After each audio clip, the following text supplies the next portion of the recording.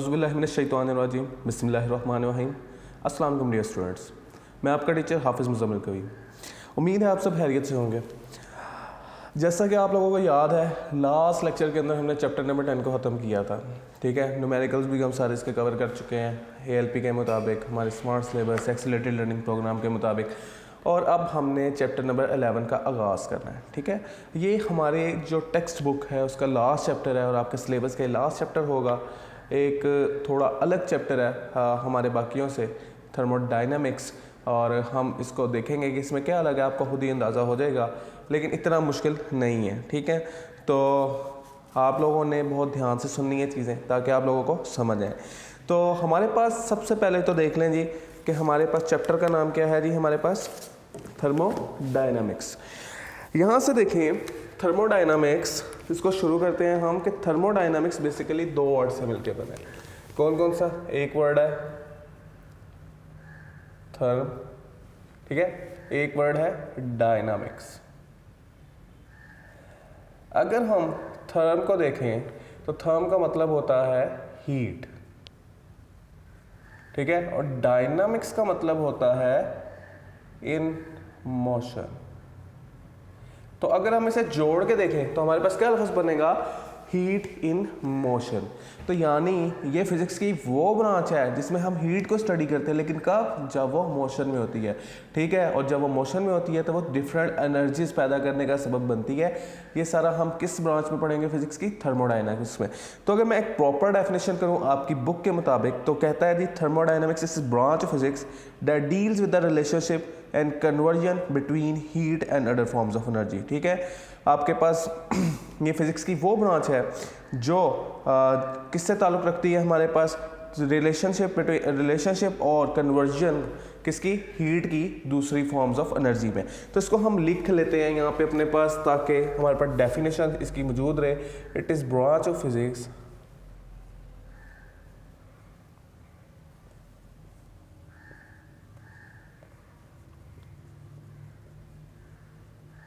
that deals with, किससे deal करती है जी? Relationship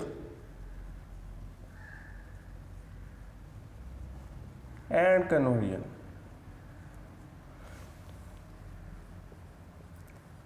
of heat into other forms of energy। ठीक है, between relationship and conversion between heat, चलें between heat लिख लें, between heat, क्योंकि ताल्लुक हम देख रहे हैं हीट के और हमारे पास अदर फॉर्म्स ऑफ एनर्जी के दरमियान में, and other forms of energy. ये हमारे पास डेफिनेशन किसकी हो गई जी? थर्मोडायनामिक्स की।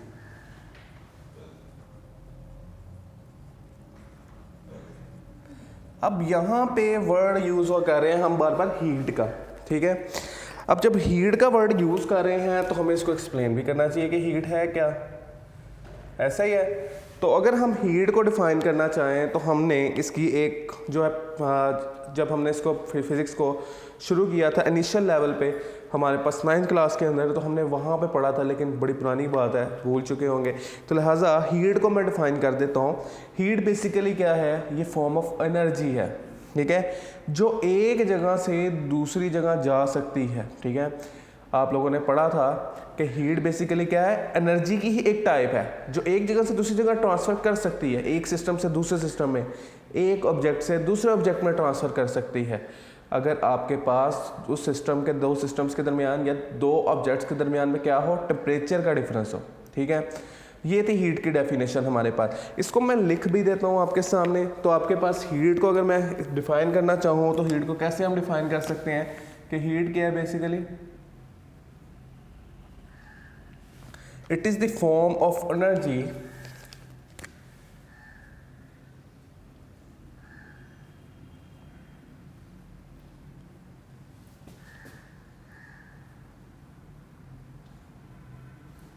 that is transferred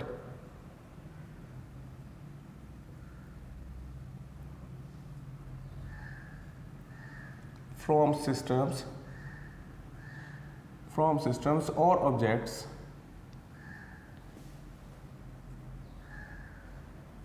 आपके पास फ्रॉम सिस्टम्स और objects due to difference in temperature.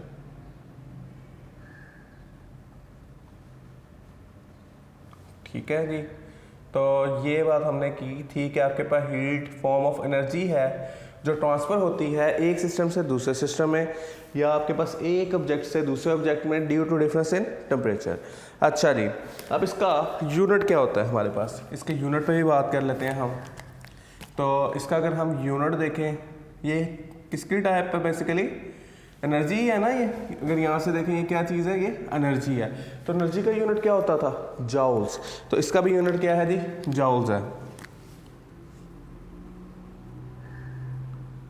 और जाउल्स को लिखते हैं ऐसे, और इसका सिंबल क्या है हमारे पास, कैपिटल जे। ठीक हो गया, ये बात हमें समझ आ गई। आगे हम चलते हैं जी, हमारे पास अब मसला क्या है, हमने यहाँ पे एक और टर्म यूज़ की, टेम्परेचर। ठीक है, ये देखें हमने एक और टर्म यूज़ की, टेम्परेचर क्या है। ठीक, टेम्परेचर की बात कर ली, टेम्परेचर क्या है, हम बेसिक टर्म्स को समझ लेंगे ना, तो उसके बाद हमारा चैप्टर जो होगा हम सोन इसको लेके चलते जाएंगे। तो हमारे पास टेम्परेचर क्या है, टेम्परेचर को हमें डिफाइन करना भी ज़रूरी है, ताकि आपको पता हो जब पूरे चैप्टर में हम टेम्परेचर का जिक्र कर रहे हो तो आपको पता हो कि ये क्या होता है। ठीक है, तो टेम्परेचर को भी डिफाइन कर लेते हैं जी हम अपने लिए। Temperature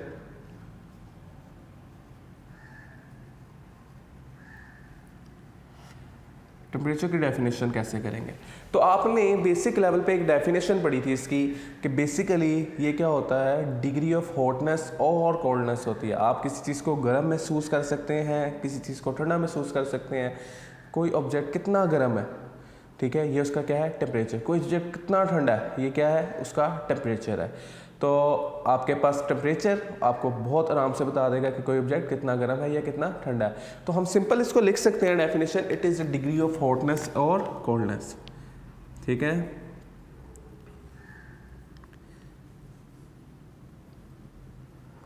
it is the degree of hotness और कोल्डनेस ऑफ द बॉडी।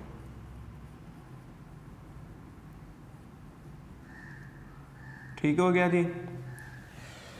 अब ये थी एक बेसिक लेवल पर डेफिनेशन। अब हमने इस चैप्टर के अंदर भी पढ़नी है ये ठीक है, बार बार टेम्परेचर का जिक्र आएगा। तो हम जब टेम्परेचर को इस चैप्टर में पढ़ेंगे तो मैं एक नए तरीके से इसकी डेफिनेशन करने लगा हूँ, जिसको हम बाद में प्रूफ भी करेंगे। हम कहेंगे कि आपके पास the average translational kinetic energy of gas molecules क्या कहलाती है, उसका टेम्परेचर कहलाती है। ठीक है, एवरेज ट्रांसलेशनल काइनेटिक एनर्जी, ये लफ्ज़ याद रखिएगा, एवरेज ट्रांसलेशनल काइनेटिक एनर्जी किसी आपके पास गैस की क्या कहलाती है, उसका टेम्परेचर कहलाती है। तो इसको लिख भी देते हैं हम यहाँ पे, और the average translational kinetic energy of gas molecules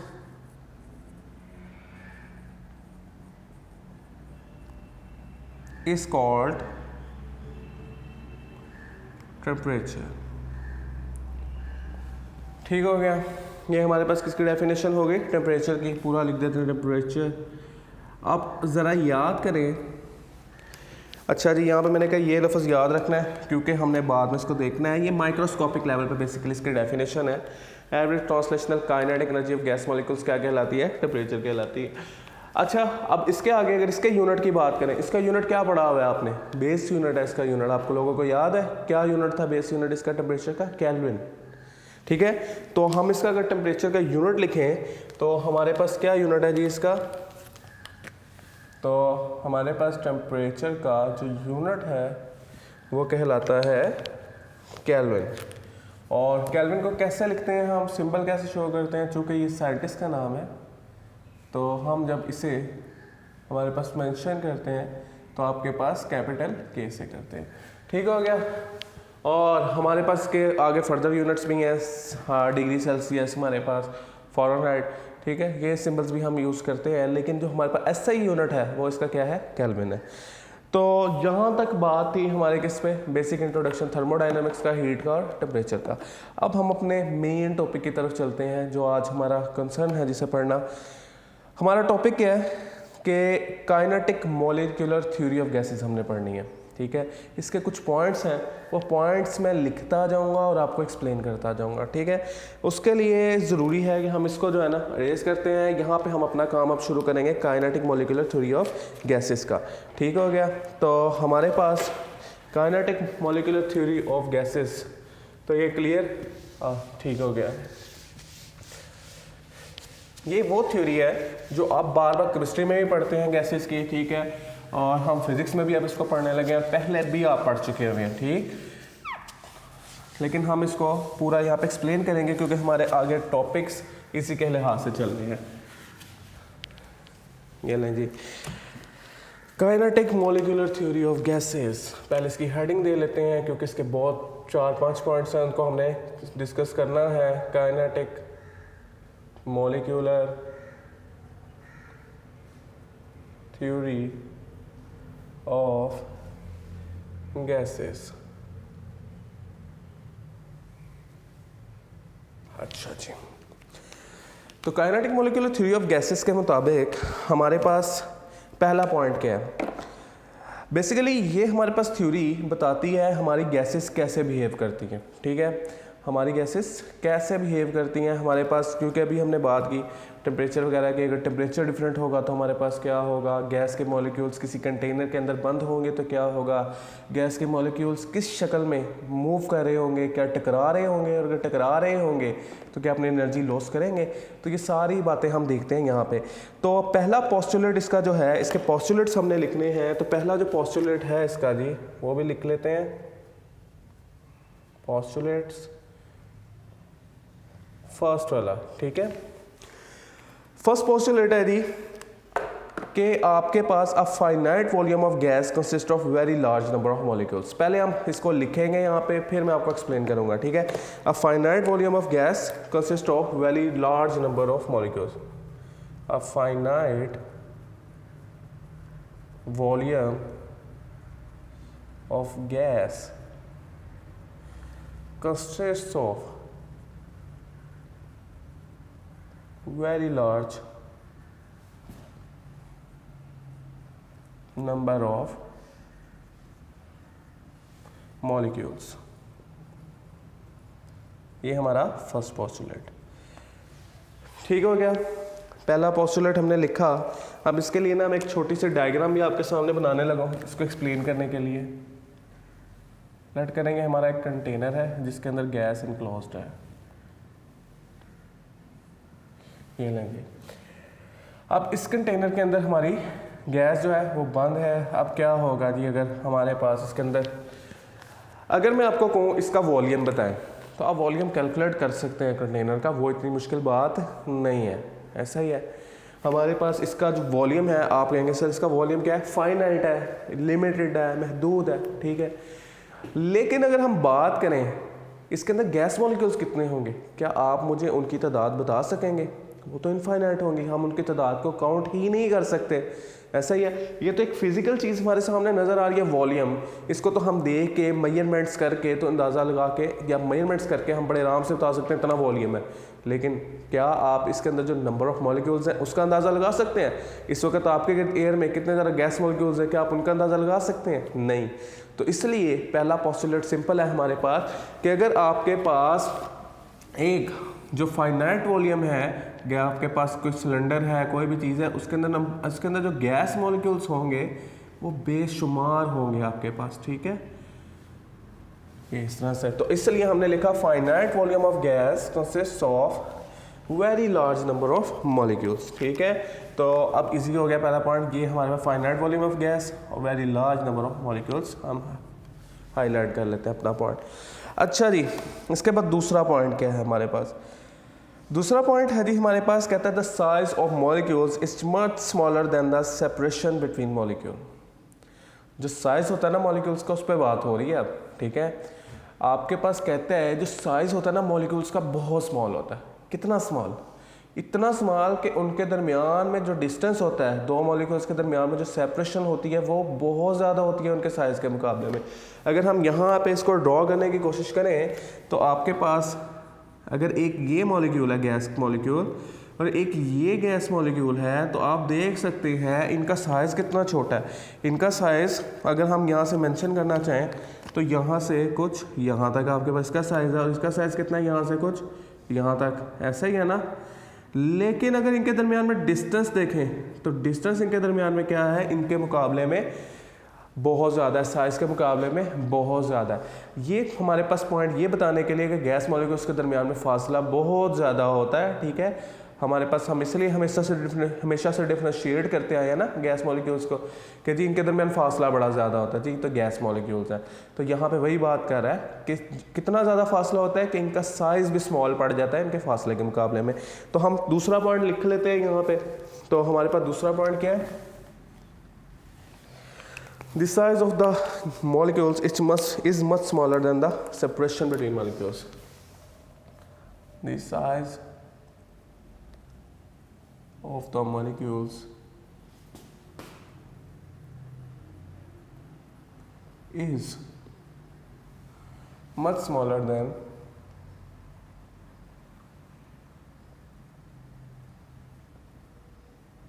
the separation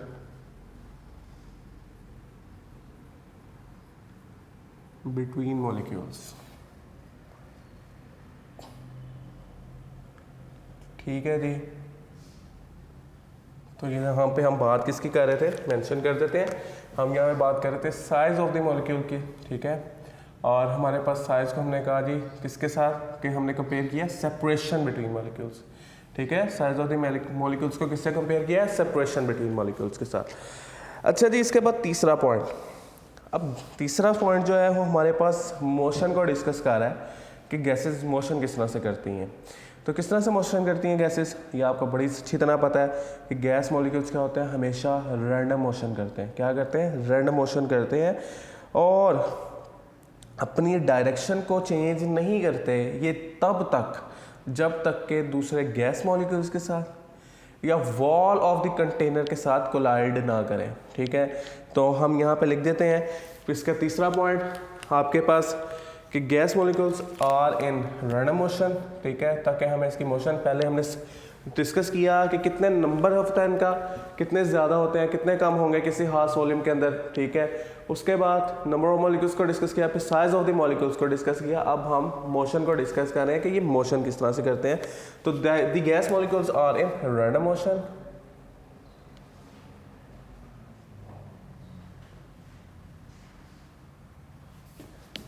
are in random motion,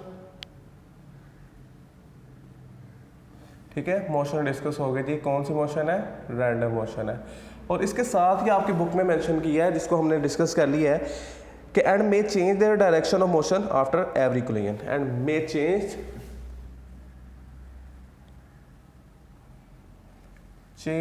their direction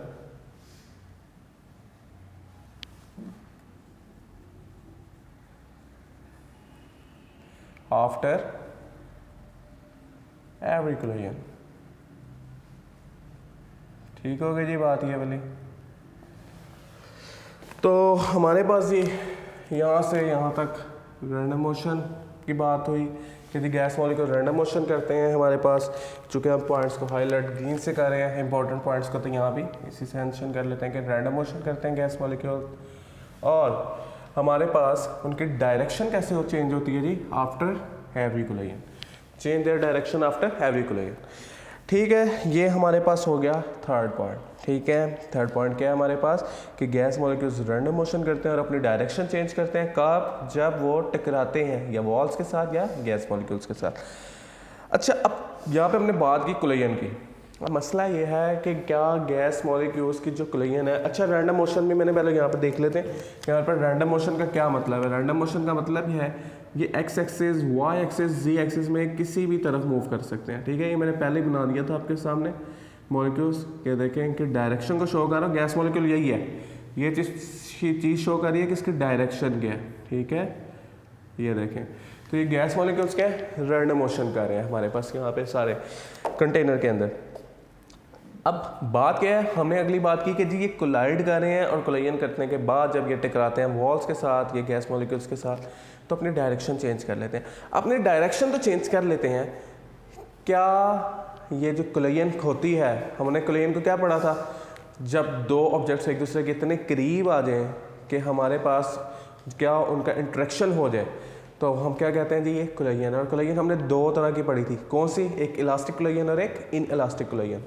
अगर मैं इलास्टिक कोलाइजन आपको याद कराऊँ तो इलास्टिक कोलाइजन क्या थी, हमारे पास जिसमें हमारे पास काइनेटिक एनर्जी, तो हमारे पास इलास्टिक कोलाइजन थी जिसमें हमारे पास या तो हमारे पास काइनेटिक एनर्जी और मोमेंटम दोनों क्या रहते हैं, कंजर्व रहते हैं।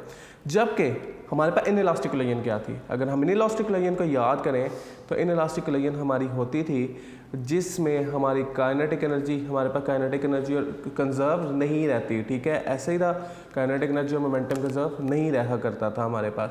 तो हमारे पास अब हम इसको देखते हैं कि हमारे पास यहाँ पे क्या होगा, क्या गैस मॉलिक्यूल्स इलास्टिक कोलाइजन कर रहे हैं या इन इलास्टिक कोलाइजन कर रहे हैं, ठीक है। तो अगर हम बात करें गैस मॉलिक्यूल्स की कोलाइजन की कि किस टाइप की कोलाइजन है, तो बेटा मुझे एक बात बताएं, अगर गैस मॉलिक्यूल्स की इन इलास्टिक कोलाइजन हो, ठीक है, इन इलास्टिक कोलाइजन की काइनेटिक एनर्जी कंजर्व ना रहे, तो ये क्या करेंगे, जब टकराएंगे अपनी काइनेटिक एनर्जी लॉस करेंगे थोड़ी सी, यहाँ से टकराएंगे काइनेटिक एनर्जी लॉस्ट हो जाएगी इनकी, यहाँ टकराएंगे काइनेटिक एनर्जी लॉस्ट हो जाएगी इनकी। आहिस्ता आहिस्ता ये क्या करेंगे, ये सारे के सारे नीचे बैठना शुरू कर देंगे। लेकिन हम एक्सपेरिमेंटली देखते हैं क्या हमारी गैसेज इस तरह से बिहेव करती हैं, गैस तो इस तरह बिहेव नहीं करती, गैस तो मुसलसल मोशन में रहती है, ठीक है। तो हमारे पास यानी ये कौन सी कोलाइजन्स हैं, ये परफेक्टली इलास्टिक कोलाइजन्स हैं, ये अपनी कोई एनर्जी लॉस नहीं करते कोलाइड होने के बाद, ठीक है। तो हम यहाँ पे लिख लेते हैं कि collisions between gas molecules themselves and with the walls of containers are assumed to be perfectly elastic। तो ये हमारे पास हो गया थर्ड पॉइंट। इसको दोबारा, collisions between gas molecules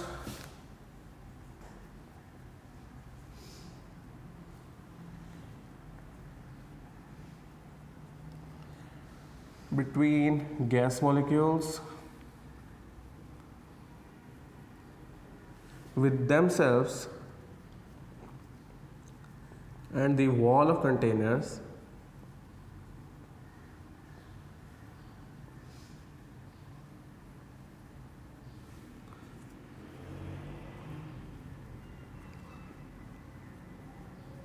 are perfectly elastic।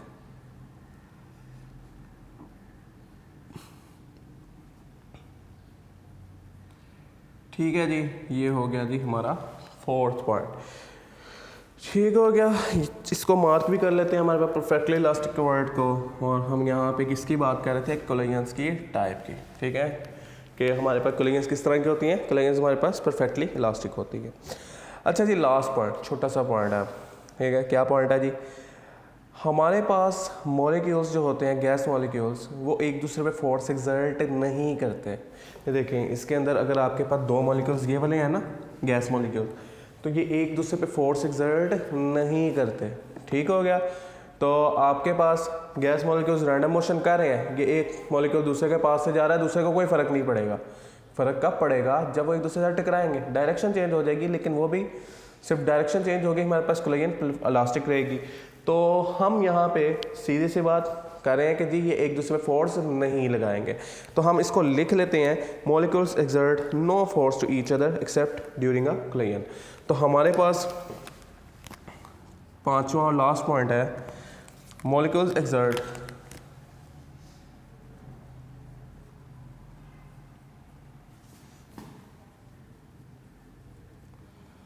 No force to each other, ठीक है। Molecules एक दूसरे पे कोई फोर्स नहीं लगाते, no force on each other लिख देना चाहिए, ठीक है। आपकी बुक में इस तरह से लिखा है, no force on each other except during a collision, स्वाय जब ये आपस में टकरा जाए, सिर्फ तब ही फोर्स लगती है, एक्सेप्ट ड्यूरिंग अ कोलाइजन, ठीक हो गया जी। ये हमारा आ गया 5th पॉइंट कि मॉलिक्यूल्स एक दूसरे पे कोई फोर्स एक्सर्ट नहीं करते हैं, ठीक है। नो फोर्स हमारे पास यहाँ पे बात कर रहे हैं फोर्स की, और कब फोर्स लगती है इस पास कोलिजन के अंदर। तो ये थे जी हमारे पास kinetic molecular theory of gases के 5 पॉइंट्स, जिनको एक बार जल्दी से रिकॉल कर रहा हूँ मैं दोबारा, ठीक है। टाइम हमारे पास शॉर्ट है। पोस्टुलेट नंबर 1 था कि आपके पास फाइनाइट वॉल्यूम ऑफ गैस में हमारे पास साइज़ की बात हो रही थी, साइज़ की बजाय ये हमारे पास नंबर ऑफ मॉलिक्यूल्स की बात हो रही थी कि किसी खास वॉल्यूम में कितने नंबर ऑफ मॉलिक्यूल्स होंगे।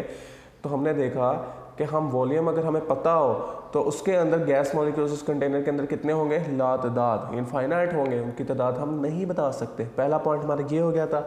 दूसरा पॉइंट, हमने साइज ऑफ द मॉलिक्यूल्स की बात की। हमने कहा साइज ऑफ द मॉलिक्यूल्स बहुत स्मॉल होता है। कितना स्मॉल होता है उसके लिए हमने एक छोटी सी जो है ना, हमने एक छोटा सा कंपैरिजन किया किसके साथ, साइज ऑफ द मॉलिक्यूल्स का और डिस्टेंस बिटवीन मॉलिक्यूल्स का, ठीक है, सेपरेशन बिटवीन मॉलिक्यूल्स का। तो हमने देखा सेपरेशन बिटवीन मॉलिक्यूल्स बहुत ज़्यादा होती है उनके साइज़ के मुकाबले में। इसका मतलब है बहुत छोटे छोटे होते हैं, ठीक है। तीसरा पॉइंट हमने कहा गैस मॉलिक्यूल्स की मोशन के बारे में बात करते हुए कि गैस मॉलिक्यूल्स जो होते हैं रैंडम मोशन पर फॉर्म करते हैं, मतलब जिधर मर्जी निकल जाएंगे, एक्स एक्सिस पे, वाई एक्सिस पे, जी एक्सिस पे, उन्हें कोई फ़र्क नहीं पड़ता, ठीक है। और उनकी डायरेक्शन चेंज होती है जब वो कोलाइड करते हैं किसके साथ, या तो मॉलिक्यूल्स एक दूसरे के साथ या वो कंटेनर की वॉल्स के साथ कोलाइड करते हैं, ठीक हो गया। ये बात हो गई हमारी। अच्छा जी, फिर हमने बात की कि जी कोलिजन किस टाइप्स की होती हैं। तो हमने देखा कोलिजन हमारे पास इसमें परफेक्टली इलास्टिक होती हैं क्योंकि ये अपनी कोई एनर्जी लॉस नहीं कर रहे होते हैं, ठीक है। आपके पास लास्ट बात हमने की कि कोई भी मॉलिक्यूल एक दूसरे पे फोर्स एक्सर्ट नहीं करता सिवाय इसके कि जब वो टकराए, ठीक है। जब वो टकराएंगे तो एक दूसरे फोर्स एक्सर्ट करेंगे ताकि वो अपनी डायरेक्शन चेंज कर सकें, वरना वो अपने एक दूसरे पे फोर्स एक्सर्ट नहीं करते, ना अट्रैक्शन की ना रिपल्शन की, कोई इनको फ़र्क नहीं पड़ता इससे। तो ये हमारे पास कुछ बेसिक इंट्रोडक्शन था जिसमें हमने थर्मोडायनामिक्स, हीट, टेम्परेचर और kinetic molecular theory of gases को देखा। इंशाल्लाह जैसे ही हम नेक्स्ट लेक्चर में वापस आएंगे तो हम प्रेशर ऑफ द गैस के ऊपर डिस्कस करेंगे, जो एक हमारे पास लेंथी जो है डेरिवेशन है। तो उम्मीद है कि हम इंशाल्लाह नेक्स्ट लेक्चर में से स्टार्ट करेंगे और बेहतर तरीके से परफॉर्म करेंगे। अपना बहुत ख्याल रखिएगा। आज के लिए मेरी तरफ से इतना ही। अल्लाह हाफिज़। अस्सलाम वालेकुम, फ़ी अमान अल्लाह।